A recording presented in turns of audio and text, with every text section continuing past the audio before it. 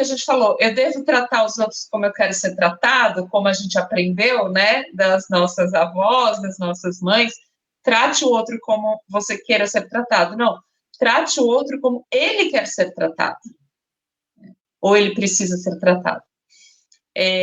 Então, eu acredito sim que o líder ele pode ser desenvolvido e não precisa ter uma posição de liderança numa estrutura hierárquica. Independente do tamanho da sua empresa, você ter um RH é o todo, é cuidar da pessoa, não só do pagamento da pessoa, não só da folha de ponto da pessoa, é o cuidar de um todo. E aí sim, esse é o perfil que você precisa. Se você tiver com uma pessoa só, você vai encontrar um só, já tem que ser experiente. Olá, pessoal, sejam muito bem-vindos ao Uninecast. Eu sou a Gabi Zaleski, host desse podcast, e eu estou aqui com o meu marido, André Coalho. Seja muito bem-vindo. Sejam muito bem-vindos, obrigado. Hoje é o episódio número 25, muito bem. E temos a nossa convidada pela segunda vez. Pela segunda vez. Muito bem. Uma honra. Qual que é o tema de hoje, amor? O tema de hoje vamos falar sobre a figura do chefe e do líder nas corporações. Maravilha. E vamos falar também um pouquinho sobre saúde mental e a segurança psicológica. Eu dei uma colada aqui. Tá. Então vamos apresentar a nossa convidada de hoje, Andréia Bezerra de Albuquerque, já pela segunda vez aqui no Uninecast. Ela que nasceu em São Paulo, formada em jornalismo e psicologia e hoje atua como profissional de desenvolvimento humano. Andréia, seja muito bem-vinda. Muito obrigada, eu já estou me sentindo em casa, hein? Gabi, André, muito obrigada pelo convite, pelo reconvite. Nem sei se existe essa palavra. Muito, muito, muito feliz de estar aqui novamente com vocês, é uma honra. Obrigado, Andréa. Você está em casa, a gente também fica muito à vontade com você. E já está quase sócia, hein? É a terceira vez aqui. Com certeza. Você brincou da outra vez que o Bressan já virou sócio, mas agora é tua vez. Tá chegando. Pois Que massa. Não, adorei. Legal. André, vamos lá, vamos começar aqui. O que você tem para contar para a gente sobre essa questão da figura do chefe, da chefia e da liderança no mundo corporativo? Então, André, eu acho assim que a gente pode até ir para o terceiro ponto, assim, ir puxando a linha, sabe? Tá bom. Sobre segurança psicológica ou sobre saúde mental, está tudo muito misturado, né, no mundo do trabalho. Eu acho que se a gente for conceituar, né, o chefe é aquele que manda, os empregados são aqueles que obedecem, né, e o líder é aquele que a gente segue, que a gente admira, né. E por que eu falei da gente falar sobre segurança psicológica, né, puxando depois, primeiro esse tema? Porque segurança psicológica, esse conceito, né, esse espaço psicologicamente seguro, ele não necessita da chefia, né? E a liderança, ela não é imposta, ela é natural, ela faz parte daquele espaço psicologicamente seguro. E o que é segurança psicológica? É um ambiente, né, um ambiente no mundo do trabalho no qual nós podemos ser quem somos. Mas o que é poder ser quem eu sou? É poder falar sobre a nossa vulnerabilidade, é ter espaço para o erro, para a tentativa, para dividir suas ideias. Os teóricos nesse tema, eles conceituam como você poder correr riscos interpessoais. Nossa. Que é você poder opinar, poder ter abertura para uma coisa muito importante, ter abertura para criticar, para ter uma leitura crítica do ambiente e poder ser aberto ao contraditório, né? E então, assim, é muito mais criativo, salutar e muito mais, acho que salutar é a palavra, né? Muito mais saudável um ambiente que é seguro psicologicamente, né? Que tem segurança psicológica. Andréa, então isso é a bola da vez e já está super disseminado? Não, eu acho que a gente ainda tem muito chefe, muito chefe. Eu acho que isso ainda permeia o universo.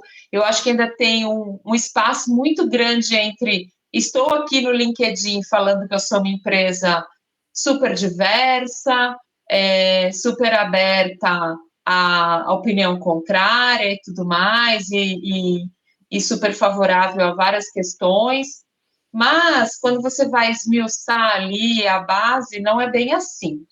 Né? Então, eu acho que tem o que a gente fala do diversity washing, né? Que é, ou sei lá, greenwashing, né? Que é não falar que é uma empresa verde, sei lá, e não fazer o reuso da água, vamos supor, alguma coisa assim, né? Então, eu acho que ainda tem muita gente falando que tem um espaço super, que é um sucesso de clima, quando, na verdade, não. Eu costumo dizer assim, que atualmente a gente pode, teoricamente, rir no trabalho, gargalhar no trabalho, mas a gente ainda chora no banheiro. Nossa. Sabe, assim? Sim, eu acho que a gente ainda tem muita questão do vigiar e punir. Eu acho que se a gente puxar essa linha, a gente ainda tem por que ainda tem tanta gente que argumenta o 100% presencial, falando que é a importância do convívio, mas, na verdade, o que quer fazer, né, é a gestão ali, cara a cara, por falta de confiança, por falta porque tem que ficar vigiando o que o funcionário faz, né, sem dar a liberdade dele entregar por projetos e tudo mais. Então, acho que está tudo muito misturado, né? Mas acho que a grande questão ainda tem muito chefe, e isso tira a potência da criatividade e a potência da gente estar onde sermos o que somos em todos os ambientes, né?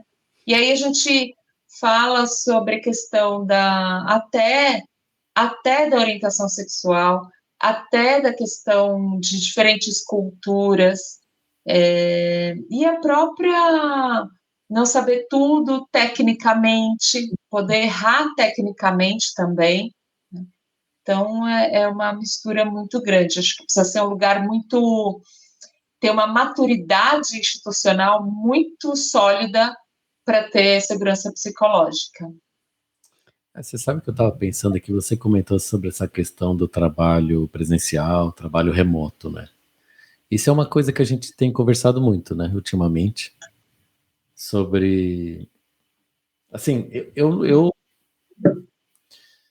não sou muito a favor do remoto, a não ser que ele esteja funcionando muito bem. O funcionando muito bem, o que eu digo é... Isso, você não é a favor desde por um ponto, né? Isso. Se ele funcionar bem, por exemplo, atende os prazos, né, necessários para a corporação e a qualidade necessária, está atendendo a qualidade necessária no prazo correto, ok. Está funcionando. Sem problemas. Agora, começou a falhar, tem prazo de entrega e ou qualidade, eu acho que o prazo de entrega é pior do que a qualidade, digamos assim, dependendo do trabalho que a gente está falando. Aí eu já não dá. Aí, é claro, você não consegue talvez formar uma equipe, né, ou toda a equipe ajustada de uma maneira que ela vá trabalhar remota nesse nível, atendendo prazo e qualidade. Né? Diante do fato de você não conseguir, Aí é lógico, eu, por exemplo, vou falar não, vamos ter que dar um jeito de fazer, tem que estar presencial, essa equipe tem que estar junto, tem que estar trocando experiência. Uma coisa que eu acho bacana é a troca de experiências. E são as coisas que acontecem no dia a dia de trabalho. Que é muito importante, né? No dia a dia de trabalho, com várias, assim, digamos, você está no prédio de uma empresa, no escritório de uma empresa, você vai ter ali todo o processo acontecendo. Esse processo vai ter vários níveis hierárquicos também na corporação. E essa troca de experiência, eu acho interessante, sabe? Entre os níveis hierárquicos e entre os níveis dentro de cada posição, né? Desde um aprendiz, um júnior, pleno, sênior, o que seja. Eu acho importante essa integração fisicamente, pessoalmente, participando de reuniões. Relacionamentos é muito importante. Vendo a pessoa, exatamente. Do que no remoto não acontece, não tem essa. Parece que falta um pouco do coração, né? É mais difícil você manter um coração. Egrégora, né? Existe numa equipe trabalhando numa empresa presencialmente, né? É delicado. Isso, exatamente. Exatamente. Desde que esse convívio seja saudável para todo mundo. Isso. Né? Por quê? Porque que também existe... a gente está correndo o risco aqui de errar se a gente generalizar, né? Se a gente ir para o estereótipo do que é o remoto clássico, mas assim, então vamos pensar que se o ambiente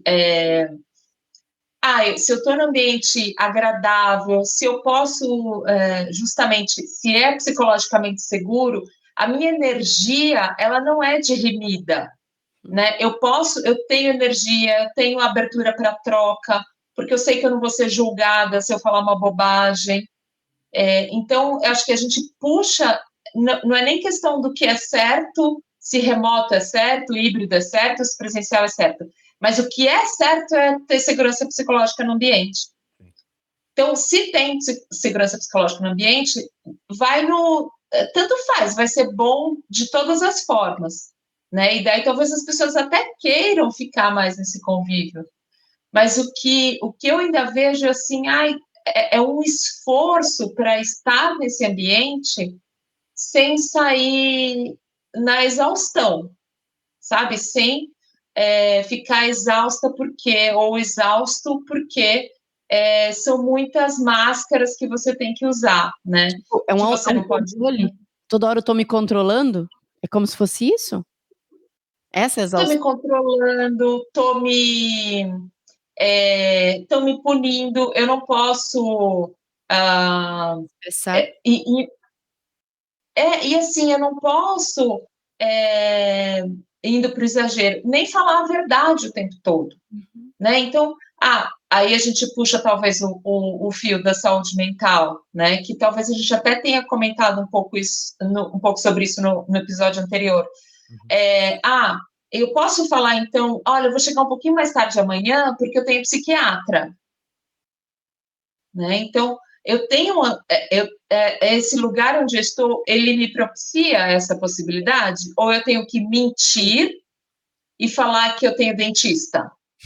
Né? Então, segurança psicológica é você estar no ambiente onde eu não sou perfeita, eu erro, mas eu estou aqui com a minha energia para trocar, para produzir, né?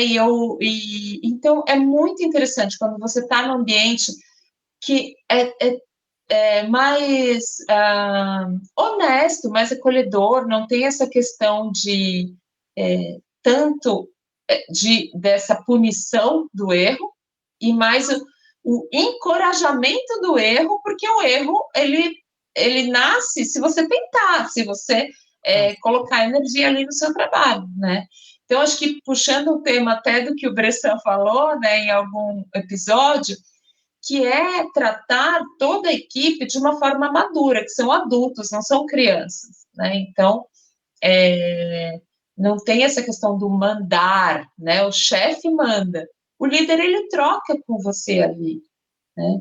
Então, acho que é uma liderança não só humanizada, mas é uma liderança tranquila, porque se você tem uma equipe que corresponde a isso, que sabe das suas responsabilidades, isso vai fluir naturalmente. Natural, né? Mas André, perdão, Gá. Não, é natural mesmo, né? Acaba sendo natural. Exatamente. Mas é tudo oba-oba. Não, não é oba-oba. São conversas difíceis, são cobranças também, né? Então, assim, eu não estou... Se a pessoa que está aqui naquele ambiente não está vibrando nessa mesma forma, aí, então, assim, eu tenho esse rigor também, né? De falar, olha, estou te dando esse espaço, estou te dando a linha. Se você estiver me enganando, se você não estiver produzindo, se eu te dou a confiança, por exemplo, de fazer um trabalho remoto 2, 3 vezes por semana, e você dorme quando não está trabalhando, isso vai passar, e daí aí você perde a confiança, né? Acho que a questão, assim, mas é sempre partir do princípio que é possível a confiança, porque eu acho que se a gente fala assim, não funciona, tem que ser a questão da chefia, tem que ser a questão do mando e da punição, a régua é sempre pelo erro, é sempre pelo que não dá certo, né? E não a confiança.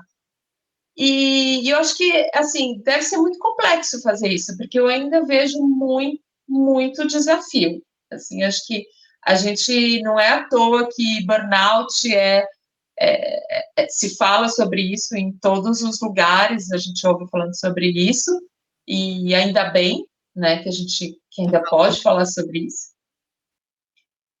Porque... Uma pergunta relacionada a isso. Por exemplo, quando a gente fala em ambiente, o ambiente se faz pelas pessoas que ali estão, né? Pela energia das pessoas, pela frequência que elas estão emitindo, pelas atitudes, pelos pensamentos e tudo mais. É possível formar um líder ou você acredita que o líder ele já é nato, assim, para que ele possa conduzir a equipe, para que ele possa melhorar o ambiente, para que ele possa aprimorar essa boa energia, essa boa convivência? eu acho que é possível formar, né? Porque eu faço isso também. Então, tem que acreditar que sim, é super possível. E eu acho que a gente pode descobrir muitos líderes em diversos momentos a partir, e daí lanço algo que vem antes de tudo isso que a gente está falando, que também já foi falado lindamente em outros episódios, que eu achei muito legal que eu assisti hoje, depois eu vou comentar, que é o autoconhecimento. O autoconhecimento, ele é o passo zero, né? Porque se eu me conheço, eu líder, né? Vamos supor, me conheço, primeiro que eu vou saber fazer a tal liderança situacional, né? Saber, não de uma forma padrão, né? Mas de uma forma que vai ao encontro da necessidade da outra pessoa também. É aquilo que a gente falou, eu devo tratar os outros como eu quero ser tratado, como a gente aprendeu, né, das nossas avós, das nossas mães, trate o outro como você queira ser tratado. Não, trate o outro como ele quer ser tratado, ou ele precisa ser tratado. Então, eu acredito sim que o líder, ele pode ser desenvolvido, e não precisa ter uma posição de liderança numa estrutura hierárquica, mas ele é o líder daquele time, ele lidera projetos, às vezes de modo informal. Eu acho que a gente tem uma liderança desde, né, lá em cima, né, no board, aquele cara que realmente tem aquela posição ali de helicóptero que vê a floresta toda, e também cada árvore, né, que isso acho que talvez tenha uma questão de personalidade muito forte. Isso a gente analisa também quando a gente faz alguns projetos de assessment, analisa aquela personalidade, né, mais corajosa, de assumir riscos, tudo mais, isso a gente pode ver, mas tem o líder daquela pessoa que, assim, sim, vamos fazer amigo secreto, sabe, assim, ali no espaço que talvez não tenha tanta relevância, mas que é uma liderança ali que faz a engrenagem acontecer da mesma forma, né? Então, acho que existe também a pessoa que lidera, mas talvez seja a pessoa que não queira ter o poder naquela escala de cargo, digamos assim, né? Eu ia te fazer essa pergunta, por exemplo, a liderança ela tem características, né? Eu tive uma experiência, eu vou sair um pouquinho do foco, mas eu queria voltar nesse assunto, pensando no dia a dia, né? Eu tive uma experiência daquele escape, sabe aqueles lugares onde você vai com a equipe, enfim, eu entendo que aquilo teria que ser uma experiência até de observação da equipe, para você ver os papéis ali, porque ali a pessoa tá relaxada, tá descontraída, ela vai deixar aflorar o que ela tem, positivo e o negativo, né. E nessa experiência que eu tive, era tão claro que o papel do líder, eu tinha uma imagem de líder, né, que era o nosso, vamos dizer assim, nosso líder de cargo. E ele ficou tão perdido, e todo mundo, cada um se batia para um lado, cada um tentava resolver as pistas para um lado. Aí eu olhava aquela bagunça, começou a me dar um funiquito, assim, sabe, uma aflição. E aí eu cheguei para essa pessoa, eu falei assim: "Olha, por que que você não chama todo mundo e dá o caminho, dá as regras, mostra para cada um o que cada um vai fazer, porque tá todo mundo igual barata tonta. Por que que você não conduz?" E ele ficou, eu acho que até não esperava essa reação, ele não tomou nenhuma atitude. Para mim, olhando aquela situação, eu não enxerguei mais ele como um líder, sabe, porque eu falei: "Nossa", numa situação onde ele poderia ter descontraído, conduzido uma situação e levado o pessoal a se divertir melhor, virou um caos, sinceramente. Foi uma experiência, acabou virando um caos, assim, uma bagunça. Você já teve essa experiência desse escape? Não, nunca fiz. É muito legal, e você vê, eu olhava para os olhos da menina que trabalha nesse lugar, ela ficava assim olhando todo mundo, sabe, todo mundo correndo, cada um para um lado, tentando resolver as pistas. Eram coisas tão simples e tão óbvias que tem um tempo, né, você tem um tempo para resolver aquela situação, que era mais fácil ter perdido tempo planejando, se organizando e cada um indo para um lado organizado, do que todo mundo tentando resolver tudo e a coisa não saía.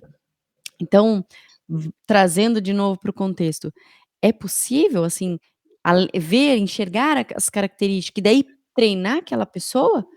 Você acredita nisso? É possível ou não? Sim, eu acredito que seja possível, mas, Gabi, você trouxe uma questão tão interessante, porque, assim, eu acho que tem uma coisa que antecipa, por exemplo, o próprio escape é um instrumento, né, é uma ferramenta muito usada para gestão de equipe, para justamente, talvez, ver a liderança, ou para descontrair, é um instrumento do mundo corporativo, de treinamento, desenvolvimento humano. Uma vez eu estava participando de um projeto numa empresa, e aí, por isso que eu falo da questão do clima e da segurança psicológica, porque, assim, a gestora falou, então vamos propiciar, né, para o engajamento do time, um escape. Só que era um caos, não tinha segurança psicológica zero. Então, era assim, primeiro que ninguém queria ir, depois que, se não fosse, assim, a pessoa não foi, não participou. Então, assim, tudo. Por isso. Exatamente. Então, a questão nasce assim, tinha que ser resolvido muito antes, sabe? É aquela história. Mesa de ping-pong no trabalho vai resolver o clima? É interessante? Talvez seja, mas não garante. Entendi. Não garante que seja um lugar seguro psicologicamente, não garante que tenha engajamento, que tenha respeito, e, sobretudo, segurança psicológica. Entendi, então, acho que são muitas camadas. Faz sentido. Né? São muitas camadas de que... Mas eu acho que, enfim, respondendo especificamente ao escape, se depois de tudo isso, se tiver segurança, se tiver clima, se tiver respeito, porque não adianta fazer um treinamento, ir no escape, ou seja lá qual for o treinamento, e no cafezinho você ofender alguém, né? E no coffee break você fofocar, né? Não é saudável, né? Então, eu acho que tem algo antes de tudo isso, porque senão fica muito frágil, fica muito raso. Então, a gente vê muito isso, sabe? É o dia, vamos celebrar o dia tal, então aí faz todo aquele esquema, né? Tem um palestrante e tal, mas no frigir dos ovos, no dia a dia, tem ofensa, tem piada, tem apelido, e daí realmente tem o adoecimento como consequência, burnout, absenteísmo, e daí a gente vê isso nos indicadores de recursos humanos, né? As ausências, as faltas,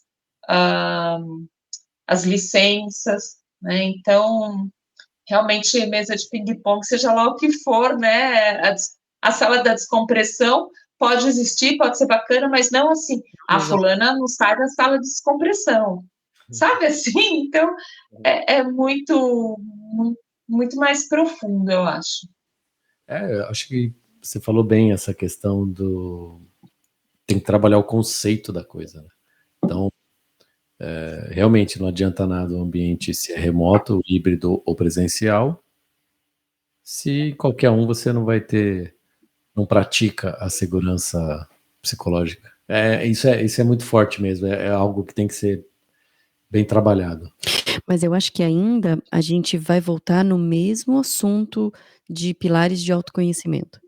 Porque as pessoas, porque a gente está falando do ser humano, né? Então, vamos lá. Não adianta o líder minha opinião, né? Isso é muito pessoal. Mas assim, não adianta nada o líder, o chefe ser um líder.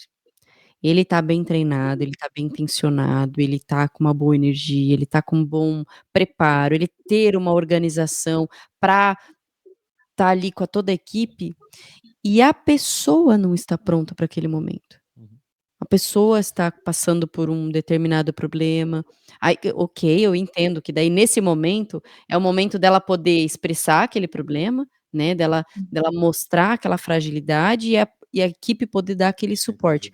Mas assim, a gente vai esbarrar na minha opinião, na base, fundamental de quando somos crianças, né, da educação. Depois a gente pode desmiuçar um pouquinho mais sobre isso, Andréa, né, eu queria voltar a esse tema que a gente conversou no bastidor sobre a educação, mas assim, eu acho que é muito forte a nossa base familiar, né, a nossa base, os nossos primeiros passos, porque isso vai galgando com a experiência que a gente vai adquirindo na nossa bagagem, só vai somando, né, se a gente já tá com a bagagem cheia de crenças, cheia de dificuldades, isso vai se agravando.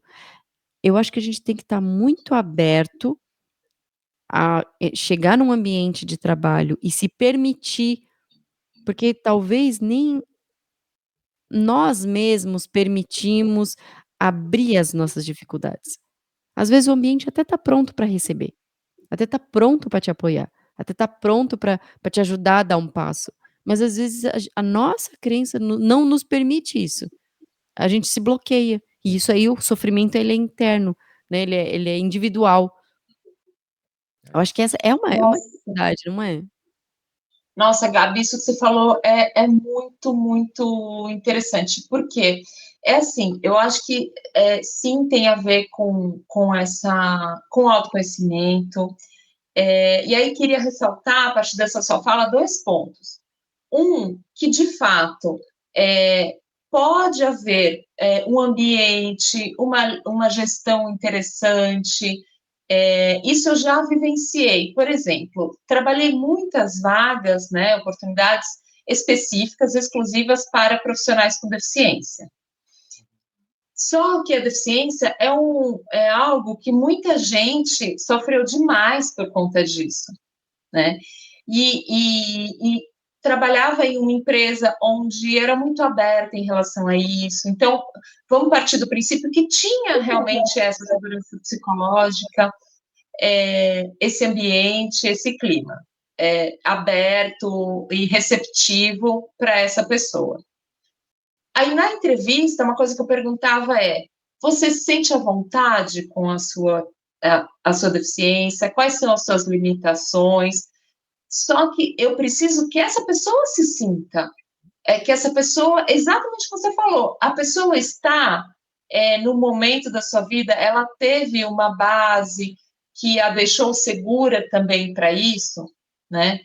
E daí, muitas vezes, não tinha a decisão final, mas orientava e falava sobre isso. Olha, essa pessoa, eu não a vejo preparada, ela vem com muitas frustrações, e talvez ela tenha de tratar, de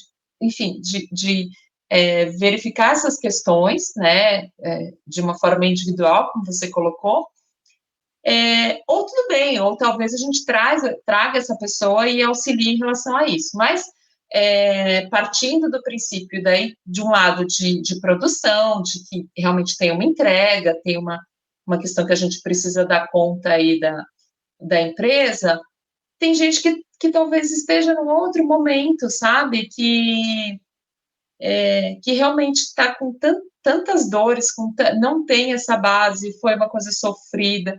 Nossa, várias pessoas cruzaram o meu caminho e que eu falo, puxa, que pena que não teve, né? Eu me sinto uma pessoa muito privilegiada. Vocês sabem que eu sou uma pessoa com deficiência e tenho uma base muito tranquila, posso falar tranquilamente sobre isso, tenho várias limitações, mas muitas entrevistas que eu fiz realmente são pessoas que, independente do clima da empresa, independente de qualquer outra coisa, tem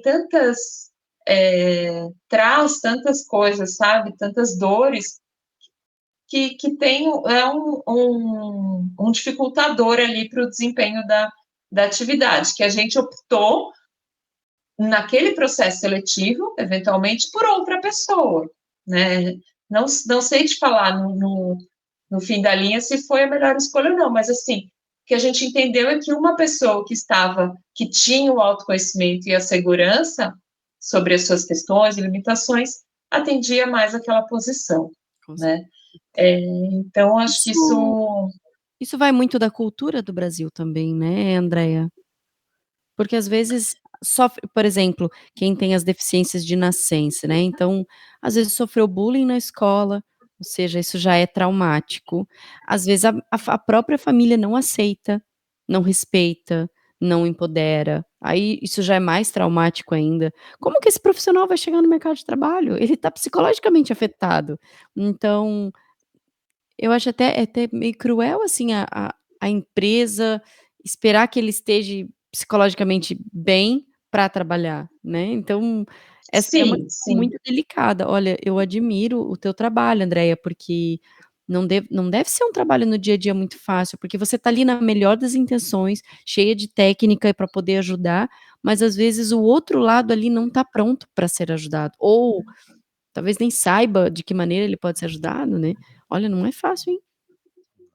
E eu acho que tem uma outra coisa que você comentou que eu acho muito interessante, porque, assim, o trabalho, né, ele é muito, muito importante para todo mundo, assim, ele é um lugar onde as pessoas são mais valorizadas, né, eu vi um episódio, é a segunda vez que eu cito esse episódio, eu vou até falar, mas é que eu não lembro do nome da pessoa, que falou sobre as questões culturais. A gente estava comentando, André, nos bastidores sobre esse episódio. Foi o episódio presencial? Foi o episódio presencial de uma psicóloga, de uma colega. Takakura. A Takakura. Takakura, episódio. Renata Takakura. Acho que é episódio. Isso, Renata. Exato, e aí ela traz também, né, essas questões da gente também respeitar, por exemplo, e eu acho que tem tudo a ver com o que a gente está falando, as diferenças culturais, né, e as angústias que advêm com essa questão das diferenças culturais. Eu acho que um ponto do líder muito fundamental e daí falando do que você trouxe, Gabi, que é perceber a humanidade, né, que é o que o Bressan prega e pratica, né, com certeza, que é essa liderança humanizada. Por quê? Porque também esse líder, vamos supor, está numa empresa que esse líder vai falar assim, pessoal, vamos lá, vamos todo mundo almoçar não sei aonde,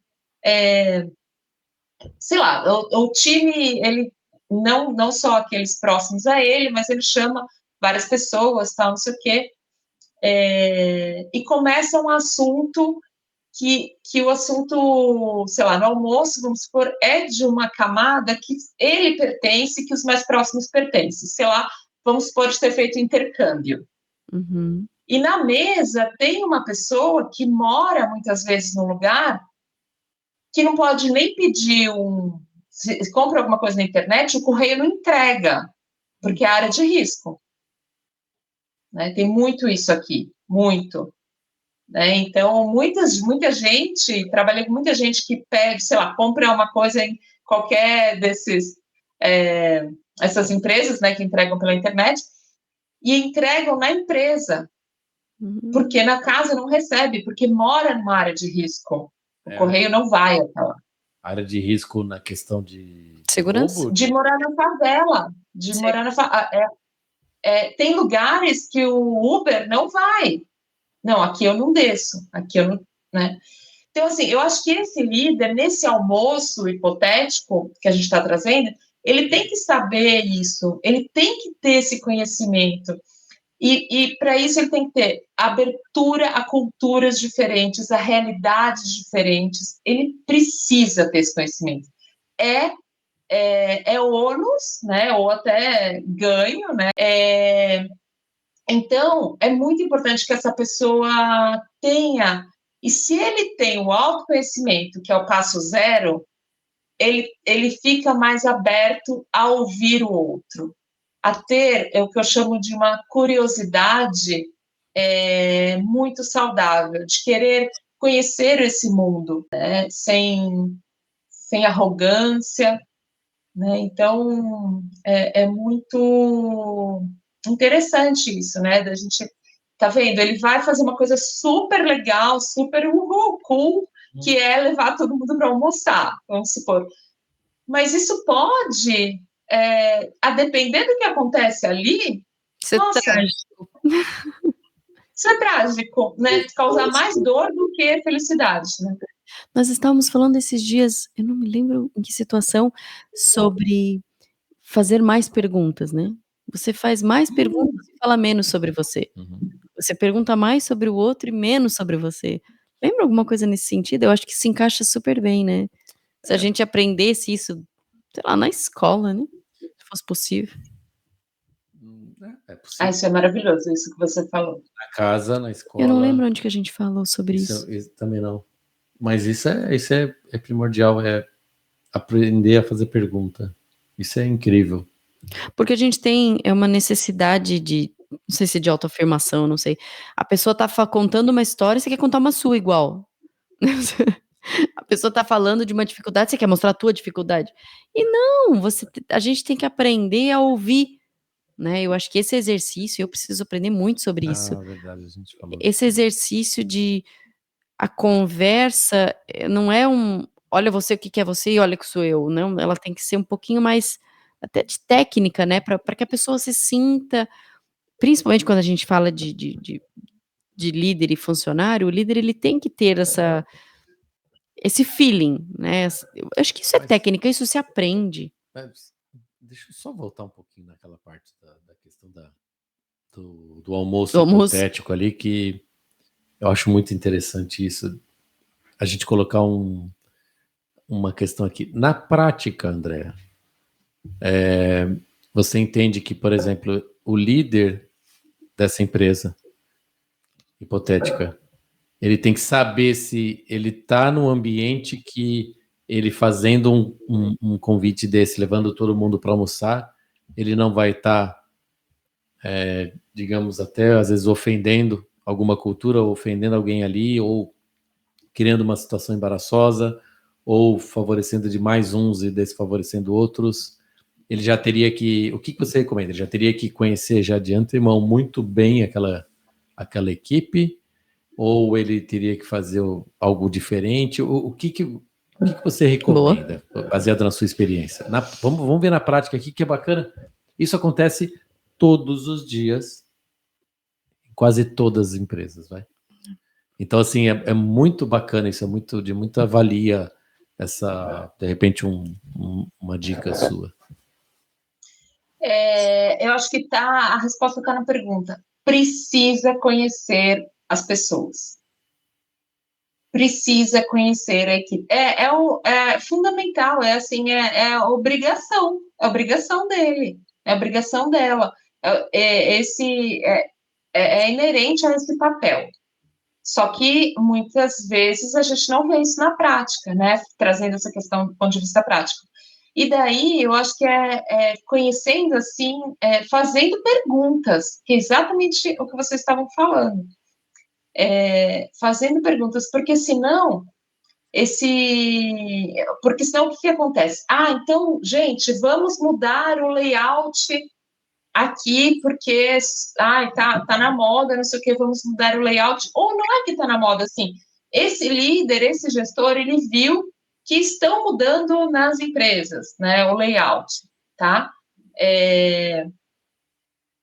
Só que ele faz, porque assim, qual a fonte? A fonte é ou a outra empresa, benchmark, ok, mas ele não conversa com o time dele. Por quê? Porque daí tem essa questão ainda tem esse ranço do dono, né? Esse ranço do... percebo, assim, é muito, muito complexo. Porque, às vezes, ele vai perguntar para o time, gente, a gente fez um benchmark, todas as empresas estão mudando o layout assim, assim, assado, vamos mudar? A pessoa fala assim, não é prioridade para a gente, tá legal assim, né? Vamos talvez pensar em outra coisa? Será que tem espaço para a equipe falar, tá legal assim, ou vamos pensar em outra coisa? Ou não? Daí volta a segurança psicológica. Porque senão, se ele não conhece a equipe, fica assim, fonte, minha cabeça, minha ideia, acho que tem que mudar o layout, eu quero mudar, porque, mas será que tem que mudar? O que eu estou dizendo, assim, um ambiente democrático é desafiador. E esse papel é o papel do líder. Né? Inclusive de tomar atitudes nem sempre democráticas, porque às vezes precisa, né? Por isso que eu estou dizendo, não é assim a questão abraça a árvore, sabe? Não, é a turma da miçanga que eu brinco falando, não é isso, é sobre aumentar a produtividade da equipe, e para aumentar a produtividade são várias as camadas, conhecer, mas é isso que você falou, André, do ponto de vista prático, o que esse cara tem que fazer? Tem que conhecer com quem está trabalhando com ele. Não dá para chegar por exemplo, um líder novo, ele quer chegar e já quer ser o legalzão, ele pode estragar tudo, né? Se for um líder novo, só não resolve, ele vai ser um líder novo, ele já tem que ter a experiência e já ter o traquejo de que, porque aí, exatamente, aí é o que a Gabi falou, às vezes ele quer mostrar, às vezes, ou mudar tudo. Eu fui contratada para mudar tudo, então eu vou mudar tudo, né? Calma, né? Então, é preciso também, uma vez eu trabalhei com gestão de mudança, você precisa respeitar aquela pessoa que está ali também há muitos anos, né? Como aquela pessoa também que precisa respeitar as novas ideias que essa pessoa está trazendo, né? Porque senão eu fico, com medo da mudança, sabe? Sempre foi assim aqui. Por que esse cara está trazendo coisa nova? Porque pode ser que seja bacana a mudança. Então, os dois lados, eu acho que tem que ceder um pouquinho. E para isso, a Gabi, você falou um negócio, é que você foi muito elegante, mas aquela pessoa que eu conto uma história, ou a pessoa está me contando uma história e eu logo conto a minha, é muito chato. É pessoa muito chata, gente. Você tem que sempre ficar sabe, de igual para igual. Não, ouve a história da pessoa, não precisa fazer referência a você mesmo o tempo todo, né? Eu sempre brinco com meu marido, é muito chato isso. Andréia, eu ouvindo vocês dois agora conversando sobre esse assunto, me veio uma lembrança de uma experiência. Eu não tenho muita experiência no mundo corporativo, até porque a gente estava conversando antes, né? Eu acabei empreendendo várias vezes, então o pouco que eu trabalhei, eu guardo algumas experiências. E eu fiquei com uma dúvida, talvez vocês dois tenham mais experiência nisso, Andréia pela parte, né, da liderança e você na experiência de estar no time. Por quê? Eu tive umas de líder como líder também. Mas não, mas Eu já pensei em falar aqui, mas eu acho que eu vou deixar para um próximo. amor, por que quando entra um novo gestor, um novo, sei lá, dependendo do cargo, vou pensar no cargo de liderança, tá? Ele traz com ele um time de uma outra companhia, por que ele troca? Porque ele conhece, tá exatamente aí. O que a gente começou, né? Exatamente aí. Por que ele faz isso? Porque É normal isso, André? Acontece em todas as empresas? Porque ele conhece, né? Não digo o que acontece, mas porque ele conhece, porque ele confia, porque aquilo foi estabelecido. Eu acho que assim, ok também, né? Eu trabalhei recentemente em uma empresa maravilhosa e veio um diretor novo e uma vez ele falou assim: você percebe que eu não trouxe ninguém novo, né? E que eu estou procurando conhecer todas as pessoas. Eu achei tão interessante aquilo, né? Porque não é normal, né? A gente sabe, às vezes, quando muda um cargo de diretoria, de gerência, a equipe toda estremece porque sabe que dali vai vir cascata, né? Mas aqui. Exatamente. Sim, mas eu passei várias dessas de empresa que compra empresa e tal. Uhum. E vem gente da outra empresa que é a compradora, né? E eu acho que vai muito essa questão desse exemplo do diretor, desse diretor que a Andrea comentou. Ele veio com uma nova metodologia e ele veio com tempo para isso. Tem gente que também, vamos olhar o lado desse profissional também, que às vezes ele chega ali para resolver e não tem tempo, não deram muito tempo para ele. Então ele tem que chegar com gente pronta. E é a gente, é o pessoal que ele conhece. Essa seria a estratégia, então. Eu enxergo algumas opções, né? Várias opções, mas duas delas. Pode fazer sentido pra mesmo. Mim é essa. Às vezes não é porque só o cara, pô, eu tenho capacidade de conhecer, vou conhecer todos aqui primeiro e depois eu vou ver. Né? Às vezes ele teve Com tempo. certeza. Tem uns que não tem. Tem uns que não tem e eles têm que chegar e resolver e quebrar o pau ali, como dizem.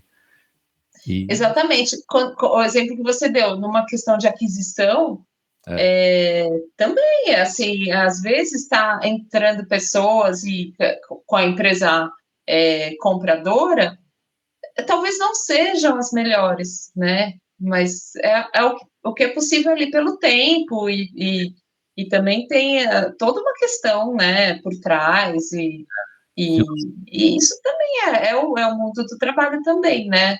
Então, faz parte, assim. Faz parte, uma coisa que influencia muito, na minha opinião, é a questão da filosofia. Qual filosofia vai se colocar ali? E aí, não, vai ser a filosofia, por exemplo, nesse caso da fusão, vai ser a empresa que comprou. Mas vamos manter a filosofia dela. Então tem que trazer gente que já está na filosofia daquela empresa. Porque senão não vai andar. Não tem tempo para isso. Então são vários os fatores, realmente. Tempo, filosofia, investimento até, que impacta investimento isso, né? Então, a coisa vai bem longe aí. André, o que você acha da questão...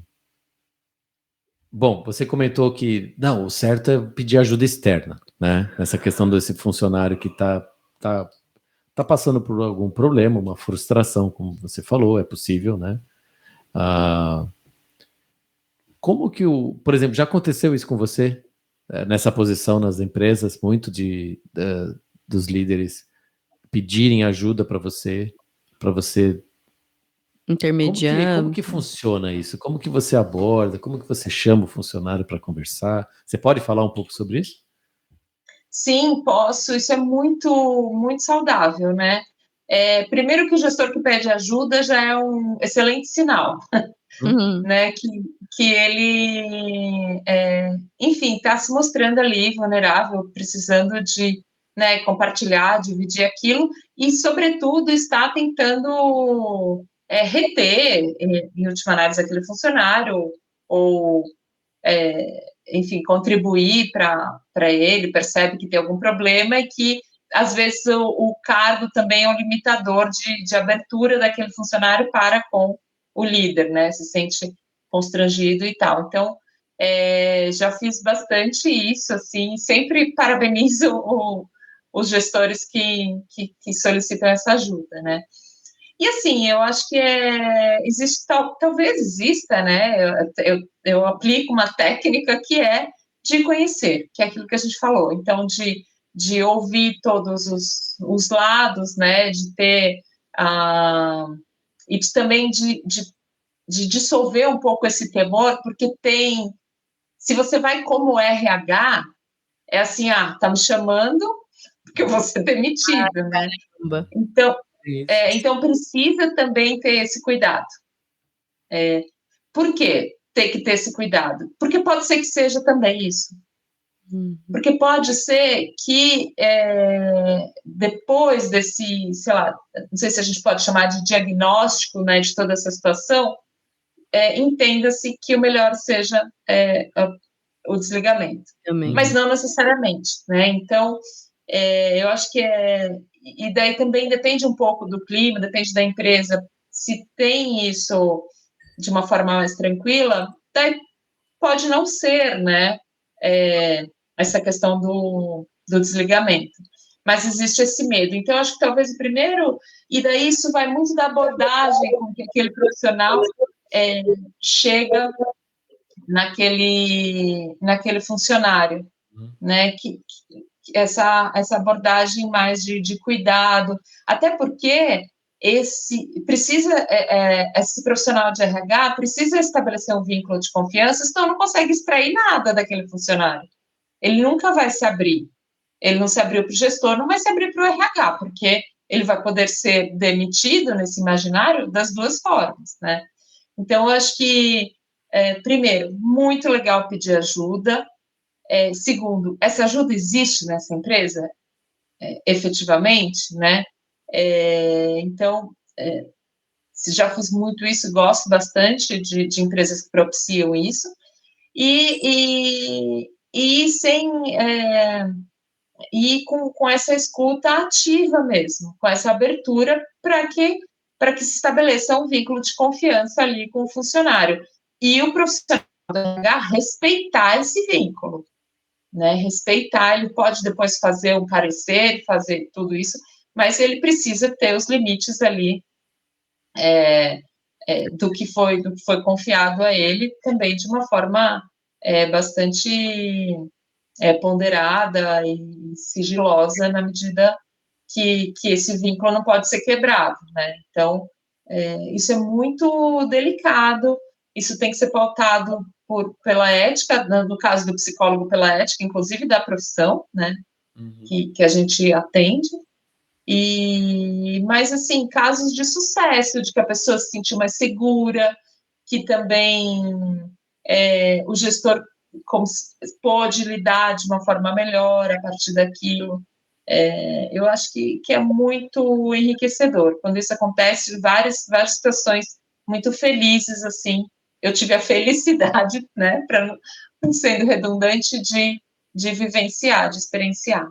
E salvar muita gente. E sabe o que eu pensei agora? A gente está aqui conversando e falando de grandes companhias, de uma empresa que tem um setor de RH, setor de vários cargos. Mas esse podcast de hoje dá para quem tem até uma pequena empresa tirar tantas dicas, porque às vezes o próprio proprietário, o gestor, ele é o RH também, né? Então, eu vejo isso por experiência pra gente, né? De que maneira que eu posso aprimorar isso na minha pequena equipe? Porque se a minha pequena equipe começa, o meu núcleo, crescendo de uma maneira saudável, imagina quando se torna uma empresa maior.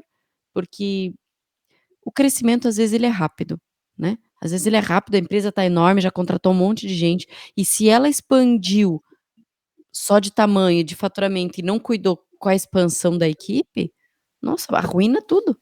Eu já ouvi uma dica de um dos bilionários brasileiros lá, o Flávio Augusto.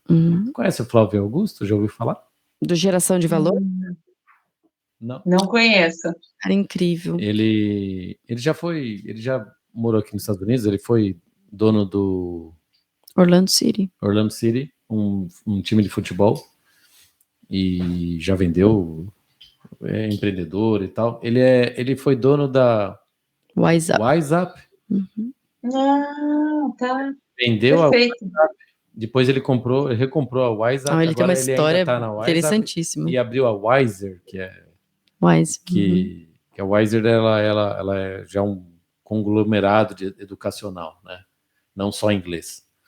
E ele falou assim: um dos melhores investimentos que você pode fazer na sua empresa, mesmo pequena, é contrate um departamento de RH. Olha. Tenha um departamento de RH. Pelo menos uma pessoa. Olha, eu nunca vi isso. Ele falou assim: você não imagina o quanto você vai crescer, a tua empresa vai crescer, se você tiver uma pessoa que cuide das pessoas. Exatamente. Você tem que ter. Não é para você fazer isso. Então, olha como... É para você ser um líder, se for o caso. É para você ser o representante da empresa. Mas tem que ter uma pessoa de RH. Nossa, isso abriu minha mente agora, porque olha como é incrível. Você vai abrir uma empresa, o que você pensa? Eu tenho que ter um CNPJ, uma conta bancária, um software bom, né? Dependendo do que você vai fazer, eu tenho que ter uma máquina, um computador, eu vou contratar o melhor cara para fazer isso, eu vou ter uma secretária que faça um atendimento, eu vou ter vendedores para você... E nunca lembra da parte mais importante. Olha, amor, nem eu nunca tinha pensado nisso. Andréia, mesmo conhecendo você, agora que me caiu essa ficha. Isso acontece. Fundamental. Exato, e eu acho que isso acontece, esse risco da não contratação, né, da não formulação aí numa estrutura de recursos humanos, muito em empresas familiares também, né? E de fato, assim, precisa ter essa profissionalização mesmo, né, dessa área, ainda mais que é uma área que ela vem tomando um lugar mais de destaque do negócio, né? O tal business partner, né? Que antigamente tem um caminho dentro de RH que foi trilhado também, né? Que era o departamento pessoal, né? Lá no passado, que era só a questão de registro de ponto, né? E tudo mais, de sei lá, dolerite e tal, né? E ele veio amadurecendo, né? A área de recursos humanos, ela saiu dessa questão do departamento pessoal, passou por toda uma parte de maturação, até chegar no business partner, que é realmente o RH precisa estar ali na cadeira de discussão do negócio. Por quê? Porque o negócio é feito de pessoas, né? É isso que a gente sempre fala. Mas Desculpa, André, pode concluir. Não, era isso mesmo. Não, é que eu tô pensando aqui, talvez isso é só um pensamento meu também, mas eu sempre pensei em RH em grande companhia. Mesmo pequena. Amor, pensa o seguinte, a nossa empresa. A gente tem tô correlacionando com isso. 4 no Brasil e 2 aqui. Tem que ter. Já teria que ter. Entende? Sim, muito importante. Isso tem que estar no... Digamos que isso tem que estar no plano, né? Isso tem que estar no custo. Né? Digamos assim, tem que estar no plano de investimento para a empresa rodar. Isso tem que estar ali. É muito E, por exemplo, aonde que Andréia, eu não sei se isso existe já, mas, por exemplo, eu sou uma pequena empresa, né? Como que eu vou contratar alguma pessoa para o RH? Eu vou pegar um recém-formado? Eu não sei. Como assim? Você disse que nível? Em que momento, por exemplo, eu tenho uma pequena empresa, um escritório, ou eu vendo um determinado produto, tenho uma loja. Porque normalmente a gente terceiriza isso, né? Puxa pela contabilidade, alguém que tenha lá um setor de RH junto com a contabilidade. Então, mas aí é o que a Andrea comentou. Ela falou assim, antigamente era só questão de fazer folha de ponto, né, e pagamentos. Não é só isso. E não é só isso. A ideia é você, independente do tamanho da sua empresa, você ter um RH é o todo, é cuidar da pessoa, não só do pagamento da pessoa, não só da folha de ponto da pessoa, é o cuidar de um todo. E aí sim, esse é o perfil que você precisa. Se você tiver com uma pessoa só, você vai encontrar um só, já tem que ser experiente e que saiba fazer todo eu enxergaria isso como digamos assim, um cuidado integral, né? Que você pensa, Andréa? Eu penso que quando está numa empresa menor, pode ser, por exemplo, um consultor que estruture o departamento de recursos humanos à medida de acordo com o tamanho dessa empresa, com as necessidades dessa empresa, e às vezes deixe tocar com as pessoas que estão ali, né? Então, acho que talvez um consultor dê conta disso, estrutura e talvez não precise ter ali, né? Não sei se tem demanda também. Acho que acho que não é uma resposta única para todas as realidades, né? Eu acho que talvez uma consultoria para estruturar a área, para verificar. Então, precisa ter uma área que cuide de benefícios, uma área ou esse pilar, esse subsistema dentro de recursos humanos, mais administrativo, depois mais de desenvolvimento, né? Então precisa ter uma área que perceba quais são as necessidades de treinamento, né? Que é o levantamento das necessidades de treinamento, que é o LNT, para essa equipe, ainda que pequena, treinamentos técnicos, ou, que legal, vamos fazer de tempos em tempos alguma ação. Então, acho que a depender do tamanho, eu não tenho essa resposta, né? Estou aqui dividindo com vocês, não é uma coisa que tem pronto. Mas talvez um consultor, eu viajando aqui, acho que seria interessante, para que ele faça esse diagnóstico, né? E perceba, acho que a partir daí precisa ter alguém fixo. Ou não, por enquanto não, pode ter só, vamos estruturando a área, e a área vai sozinha, vai com as próprias pernas aí com vocês tocando, né? Então, acho que acho que pode ter um caminho. Isso pode ser modificado posteriormente, né? Eu estava lembrando aqui, no primeiro ano, a grande maioria das empresas que abrem, elas fecham no primeiro ano. Sim, E elas não exatamente. fecham por falta de venda, elas fecham pelo problema de gestão. E aí vai vindo o que a gente está falando hoje, né, de liderança, de gestão. Talvez um profissional, como você está falando, Andréia, um consultor, alguém que tem esse conhecimento de recursos humanos, possa auxiliar essa empresa a fazer a gestão das pessoas, né, essa gestão humanizada ali dentro, para salvar, às vezes, uma companhia, porque ela não precisa fechar. Nossa, é um mercado, além de ajudar as pessoas, é um mercado incrível, hein? Não, Gabi, com certeza.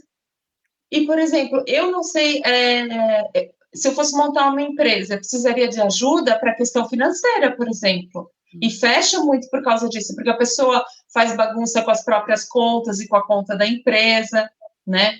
Então, acho que cada um também na sua expertise, porque eu com certeza precisaria de alguém que cuidasse dessa questão financeira também, porque acho que isso é uma falha muito grande, né? Também que não, né, não sabe... Mas isso é muito falado já, né? A gente já tá natural saber sobre o consultor sobre finanças. Agora, sobre o consultor de pessoas, eu não sei, talvez eu não tenha esse conhecimento, mas talvez isso eu vou te falar que é tão importante quanto finanças, né? Quando eu vi isso como empreendedor, né, que já fui e no Brasil, eu vou te falar que... Teria ajudado. Não, a gente teve, eu tive gente de RH, a gente já teve um RH, mas não era o nível correto de gente, né? Não tinha a especialização correta, que hoje eu enxergo, que pensa no integral ali, o ser humano como integral. Eu realmente, isso era uma falha que eu enxergava lá. Posso trazer uma sugestão para um futuro episódio?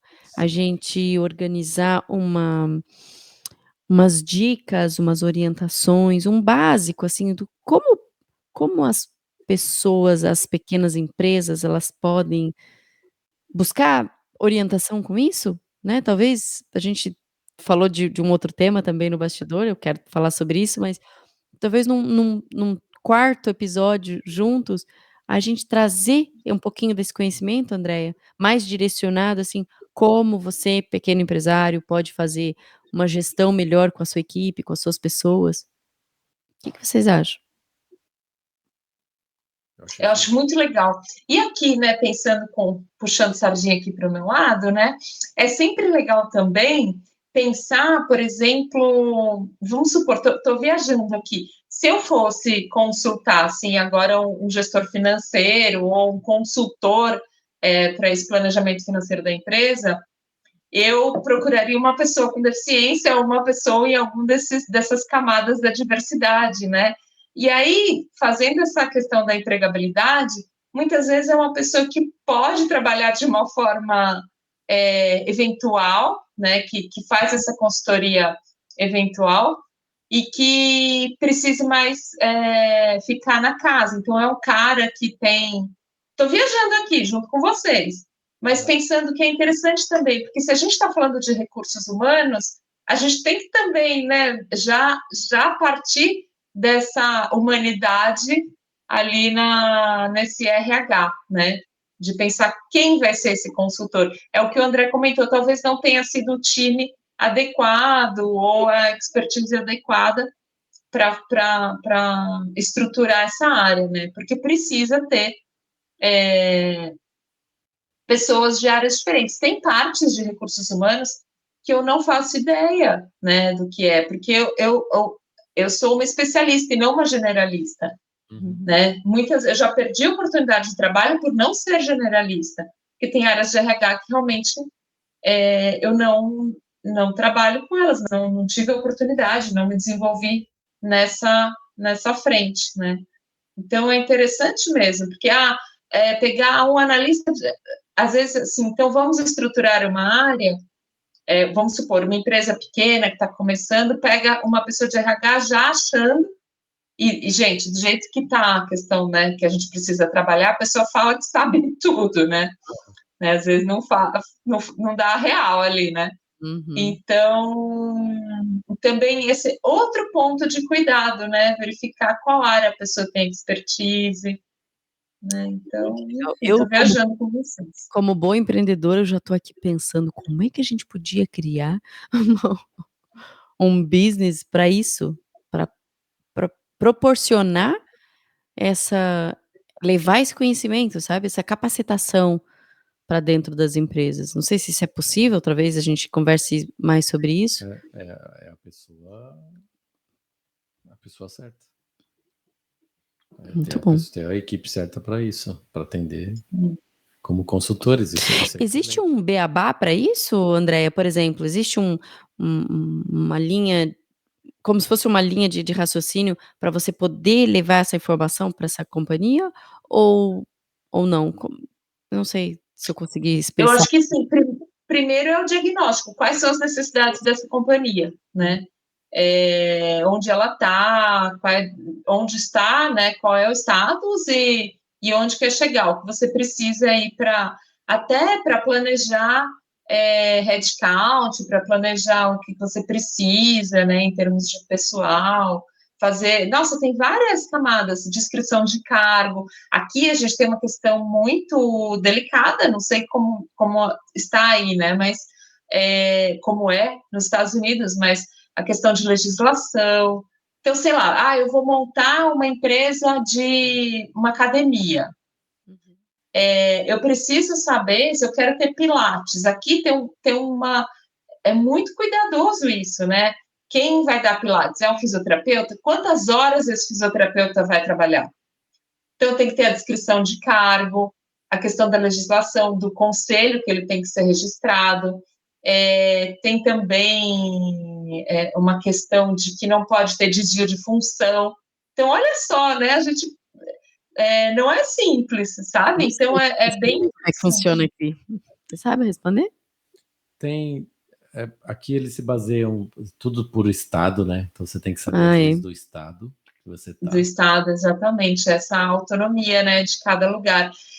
De novo, no episódio da Renata, eu lembro que vocês falaram um pouco sobre essa questão dessa cultura do almoço, de ter as horas de almoço, né?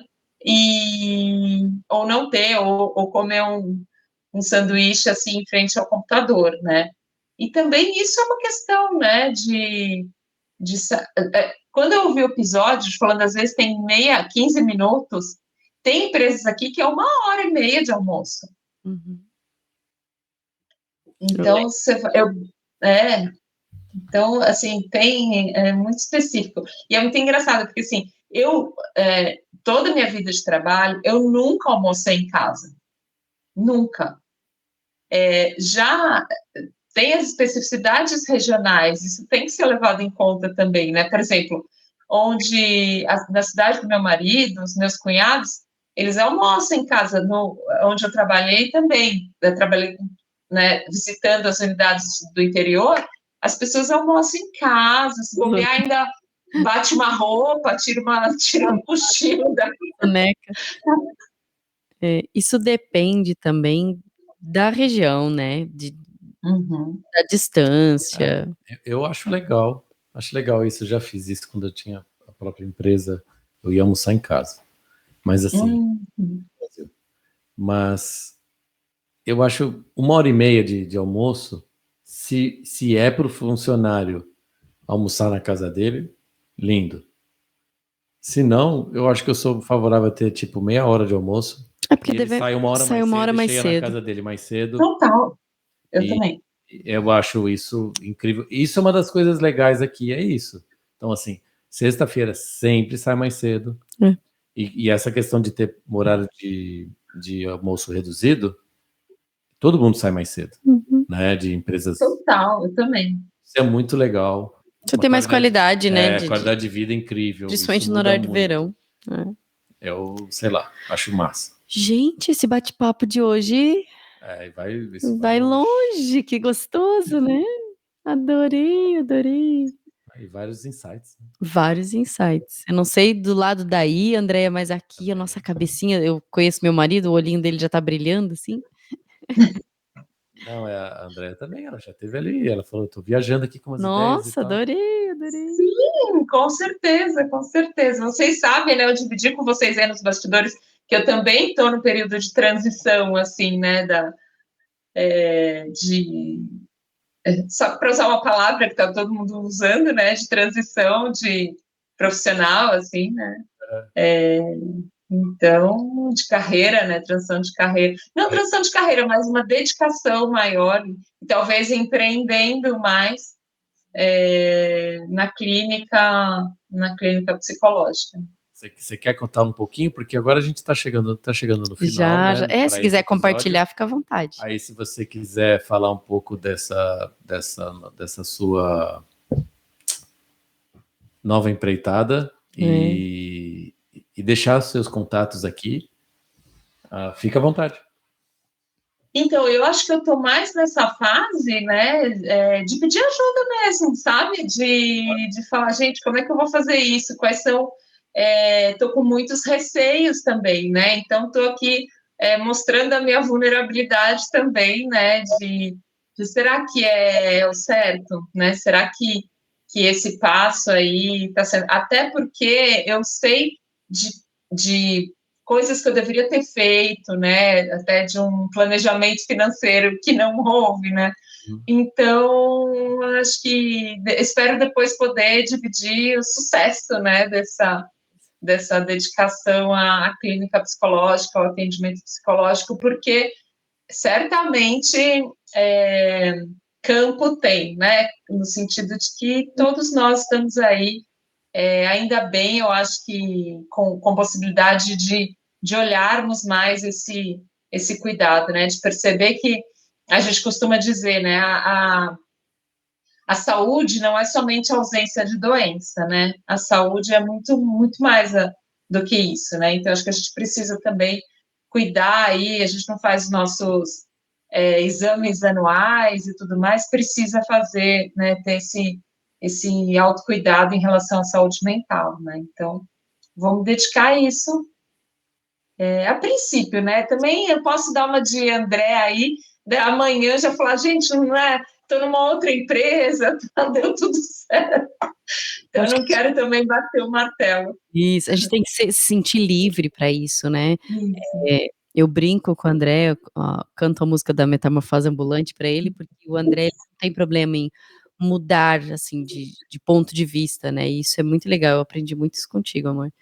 E eu acho que tá tudo bem, desde que você esteja se sentindo à vontade para isso, né? Eu acho que até um pouquinho disso que a gente já falou, falar sobre isso, né, expor, não é porque você tem um projeto que você se dedicou àquilo ali, que aquilo ali tem que ser para sempre a sua vida.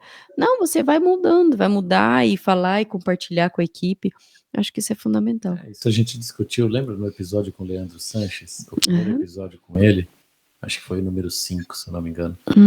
Ele comentou justamente essa questão dos jovens, e às vezes nem tão jovens, que eles têm dificuldade em tomar uma decisão, por exemplo, o que eles vão, se vão fazer um curso superior tal, ou se vão ter uma determinada carreira, não consegue decidir, porque eles acham não, né? Porque existe uma pressão familiar, né? Sociedade, né? Amigos e tal, de que se você vai entrar numa empreitada ali, você vai ter que... Ela tem que dar certo, você vai fazer aquilo pro resto da vida. Para sempre. E aí aquilo faz uma pressão na pessoa, a pessoa acaba não conseguindo decidir nenhuma, porque ele tem medo de errar na decisão, porque, entre aspas, é a decisão única da vida. Aí, eu vou puxar a sardinha pro lado do empreendedor, o empreendedor não tem essa, né? Ele não tem esse medo de nada, nem pode ter medo de nada de começar algo e dar problema ou ficar difícil. Senão ele não seria um empresário ou um empreendedor. Que, na verdade, são coisas diferentes, mas eu acho que é uma lição enorme essa questão de fazer, correr riscos e errar, aprender, e aí você vai criando uma carapaça ali, né? Você vai criando uma casca boa, né, no bom sentido ali, de você estar preparado para a próxima. E nessa você evolui e você vai mudando de nível. Eu sou super favorável a isso. Todo mundo que me conhece, que trabalhou comigo, André é sabe. Incentivador dos empreendedores. Eu mesmo trabalhando em empresas como CLT, digamos assim. Na verdade, eu fui muito mais até contratado, assim, né, terceirizado do que CLT. Tive bastante CLT também. Mas todo mundo já sabia que eu tinha essa veia empreendedora e eu não sofria da falta da da segurança psicológica. O pessoal sabia como eu era, me aceita como eu sou, e eu sempre me dediquei muito nas empresas. Sempre fui um empreendedor interno também. Então, eu não sofria com isso. Eu te admiro, mano. Eu não sofria com isso. Claro, teve muitas histórias, eu era muito conhecido por causa das histórias, né, do Qualio. O Qualio faz isso, o Qualio faz aquilo, o Qualio inventou mais uma, o Qualio não sei o quê. Então, assim, a André contou para a pessoa certa, então, né? Porque se estava precisando de mais motivação, André Vamos Pois conversar é. mais. André, por você. Exato, adorei, né? Vim com vários ganhos aqui. E eu acho que, assim, queria, se eu não, para não esquecer, queria ressaltar 2 pontos, assim, que você falou, André, que acho que é muito, muito importante. E o que a Gabi reiterou, assim, né, e trouxe que você tem, primeiro, essa questão da mudar de opinião a partir do conhecimento, né?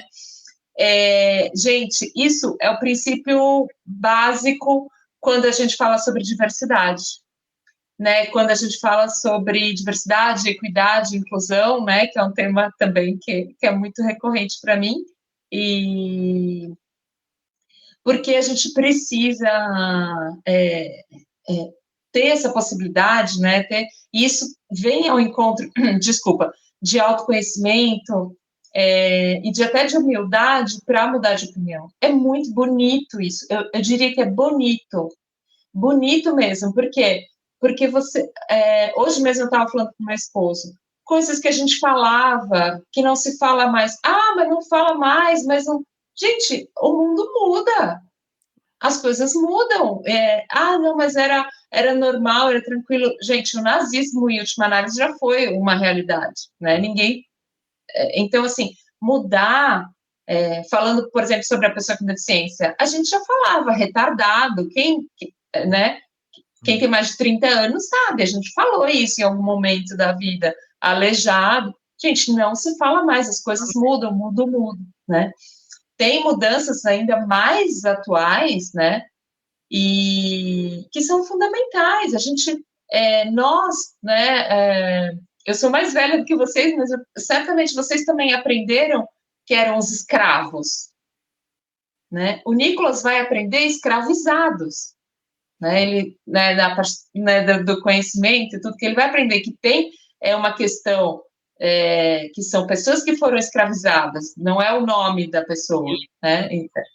Então, é muito interessante. Essas alterações de nomenclatura, de compreensões, é muito saudável. E a pessoa que tem essa possibilidade de, nossa, beleza, mudei então, né? Quantas vezes eu mudei e espero mudar, porque gosto de saber que eu tenho essa abertura também para mudar de muitos erros, inclusive, né, que eu cometo ainda, né? E aí, mais um ponto, assim, que eu acho que deve ser ressaltado, que você falou, André, que assim, de empreender, e diria até assim, mesmo aquela história, mesmo com medo, vá, né? Se der medo, vá mesmo assim, né? Vai com medo mesmo. Vai com medo mesmo. Essa questão de você errar. Se a gente já tem que partir do pressuposto ideal, que é o só sei que nada sei, então você vai mudar constantemente, porque a gente não sabe nada. Sim. Então, está sempre mudando. É isso. E eu sempre tive essa fama na minha família, sempre tive essa fama nos trabalhos, nas empresas que eu trabalhei, e eu me aceito muito bem com isso. E eu tenho muita história para contar por causa disso. Muito legal. E eu, adoro isso. Adoro isso. Você se aceita e você respeita essa opinião, essa posição, uma posição, não é essa característica, opinião. né? É uma característica sua. Tá tudo bem, eu gosto disso e eu já ajudei tanta gente por ser assim, eu adquiri muitos conhecimentos distintos e eu consigo ter um repertório legal do que precisar discutir certos assuntos, vários diferentes assuntos eu consigo ter por causa disso também.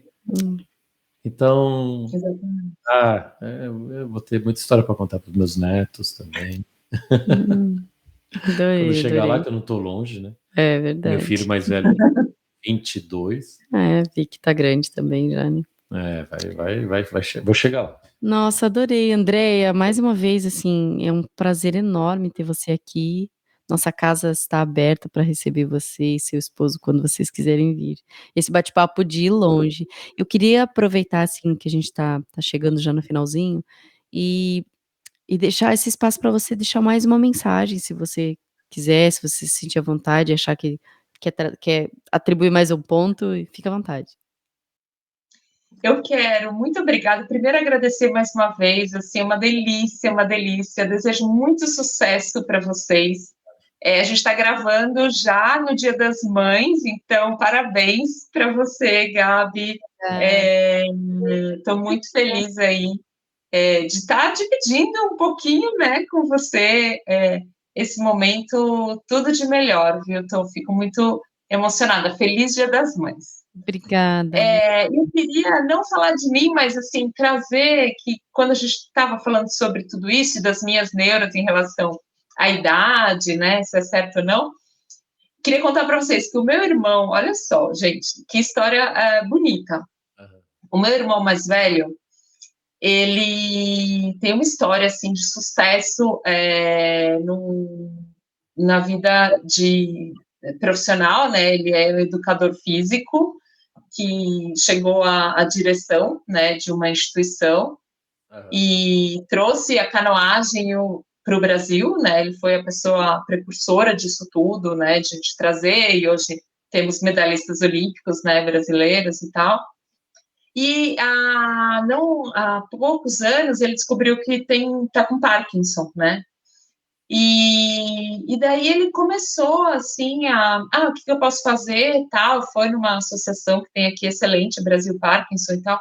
Enfim, gente, o cara está viajando, é o segundo ano que ele viaja, esse ano ele vai para a Eslovênia, e ele ficou no pódio como um dos atletas que eles jogam muito ping-pong, né? Ou tênis de mesa, ou ping-pong, mas na Europa se fala ping-pong mesmo. E tem esse ping-pong para as pessoas com Parkinson, e são campeonatos assim mundiais. Então, ele foi para a Áustria ano passado, foi medalhista, e esse ano ele está indo para a Eslovênia, né? Como o ano passado foram 2 brasileiros, ele foi um deles. E assim, é muito emocionante, porque como ele ressignifica depois dos 60 anos, tudo. Imagina quando ele ia pensar que assim, eu tenho uma condição, e essa condição, em última análise, me fez conhecer outras coisas, viajar para outros países, treinar, ele treina, né? Então, assim, acho que é um exemplo, né, que vai ao encontro, assim, acho que de tudo que a gente falou. Queria dividir essa emoção com vocês. Nossa, obrigada. Eu fiquei bem emocionada, assim, eu senti aquele arrepio no corpo, sabe, da emoção, porque trazer essa história e a gente poder ver, eu acho que a palavra certa é saber ressignificar as oportunidades que a vida traz. Cada um tem uma história, cada um tem um caminho a ser seguido, e a gente, nossa, eu agradeço você ter compartilhado uma coisa pessoal da tua família. Que presentão. Espero que ele não fique bravo. Não, Você vai falar o nome dele? Carlos Bezerra. Carlos Bezerra? Que legal. Carlos Bezerra de Albuquerque. Se ele não se sentir à vontade, você comenta pra gente, a gente edita essa parte, tá bom? Não, mas eu acho que tem que deixar, porque assim, ó, a gente tem que mostrar e compartilhar essas histórias para incentivar outras pessoas, porque às vezes tomar conhecimento, por exemplo, da situação dele, poderia para ele ter sido uma escolha lamentar, sofrer. Com certeza. E isso, com certeza, psicologicamente sofre ainda mais, prejudica ainda mais o desenvolvimento, né? Então, bom. Não, isso é excelente. Eu posso ir mais à frente? Talvez eu vou assediá-lo com um convite. Com convite, adorei! Não, ele é maravilhoso. Ele fez um MBA também depois dos 50. Ele é incrível. Ele é super articulado, assim, muito legal. Conversa com ele, veja se ele aceitaria bater um papo com a gente bate um papo e vê se ele aceita gravar um episódio. Meu Deus do céu, tem muita história para contar também. Muita. Conversa com ele, por favor. Pode deixar. Então, um beijo, gente. Muito obrigada. Obrigada. A gente deixa os teus contatos, onde que as pessoas podem te encontrar através do LinkedIn? É um bom canal para te encontrar? Então, é um bom canal. Eu vou tentar melhorar o meu Instagram, né? Que ele tá meio confuso, assim, mas é andrea.balbi. Tá. A gente deixa aqui Eu na vou. descrição para o pessoal. Isso, esse arroba aí que eu vou tentar melhorar para ir nessa veia empreendedora. Adoramos. Boa. Amor, A gente conversa sobre isso, hein? onde que as pessoas te encontram? Arroba André Coelho 1 e LinkedIn André Coelho. Maravilha. Meu arroba é o Gabi Zaleski. Esse aqui foi mais um episódio maravilhoso que eu sou muito grata do U9Cast. Lindo, obrigado. Um beijo para todo mundo. Até a próxima. Tchau, Andréia. Até.